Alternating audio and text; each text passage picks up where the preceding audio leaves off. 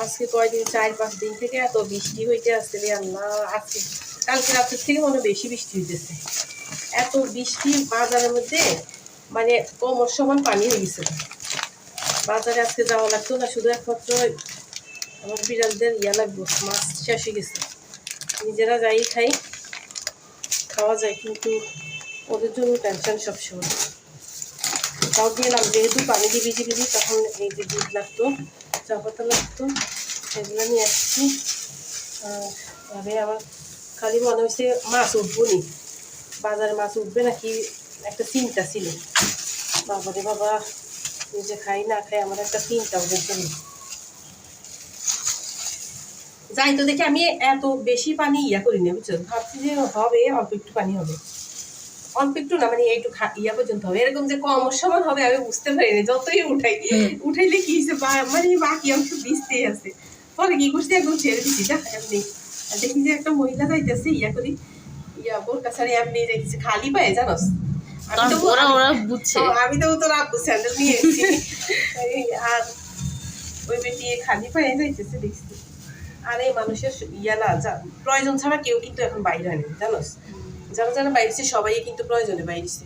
এই যে এখানে এই আমটা আম আনতাম না, তা ওই ভাইয়াটাকে জিজ্ঞেস করলাম কত, বলে যে 80 টাকা করে, তারপর থেকে নিলে 100 টাকা। তো ভাবলাম যে লাস্ট মাস খেয়ে নিই, তো অবশ্য 70 করে আমি আনছি। আমি বলছি 70 টাকা, বলে যে না, পরে আমি চলে যেতেছি, আমার ঢাক দিচ্ছে, বলে নিয়ে যান, পরে বলবেন যে ভাইয়া আম দেয় নেই। এরপরে কিন্তু 100 টাকা হবে।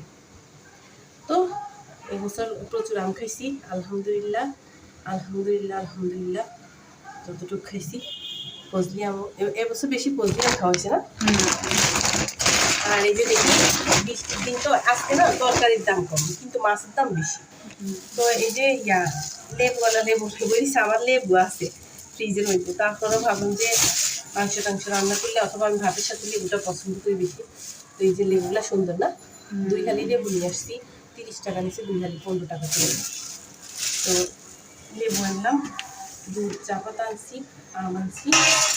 আর এই যে ফাইনালি আমার চিন্তা গেছে, কালকে আমার মেয়ের পরীক্ষা, কালকে আমার যদি সময় না পাই তাহলে তো আর বাঁচানো হবে না। আর এমনিতেও আজকে একবেলা খাওয়ার জন্য আছে, সকালে বেশি আর একবেলা খাইতে পারবে, রাতের জন্য নাই। তারপর কালকে সকালে পরীক্ষার মধ্যে যাবো, পরীক্ষায় যাওয়ার আগে ওদেরকে না থামাইলে ওরা আমাকে দায়িত্বই দিবে না। তাই মাছগুলো তাজা আছে,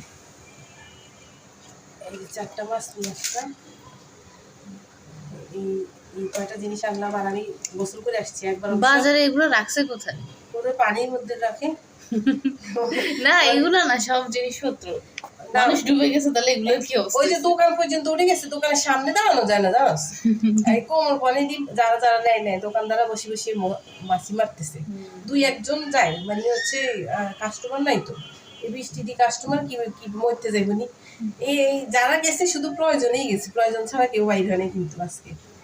তো আমারও আজকে না যাইলেও চলতো, শুধু একমাত্র ওদের জন্য যাই। এখন আমার এতগুলা খরচ হয়েছে, আমার। থাক, আমার তো টেনশন কমছে, আমার না ওদের এই খাওয়ার টেনশন সবচেয়ে বেশি থাকে। তাই তো আলহামদুলিল্লাহ আমি বাজার করে ঘরে ফিরে আসতে পারছি, এটাতেই শুকরিয়া জানাই আল্লাহর কাছে লাখ লাখ। অবশ্য ছেলেটার আজকে পরীক্ষা ছিল, তো ওকে রেডি করাই যখন 9:35 বাজে, তখন অনলাইন ঢুকছে, পরে দেখে যে 9টার দিকে ওদের স্কুল থেকে মেসেজ দিছে যে আজকে পরীক্ষা স্থগিত রাখছে, পরবর্তী পরীক্ষাটার জন্য প্রস্তুতি দিতে আর কি। তো যা ওই দিক দিয়েও পাচ্ছি, নাহলে একটা টেনশন থাকতো, ও থাকতো স্কুলে, আমি ভাবতাম এত পানি দিয়ে আসবে কীভাবে, মানে একটা হুলস্থুল অবস্থা হইতো। কালকে আমার মেয়ের পরীক্ষা, ওর প্রিপারেশনের জন্য আমার থাকা দরকার, আবার ওই দিক দিয়ে ছেলে স্কুল থাকতো। যাক, আল্লাহ যা করে ভালোর জন্যই করে, আলহামদুলিল্লাহ।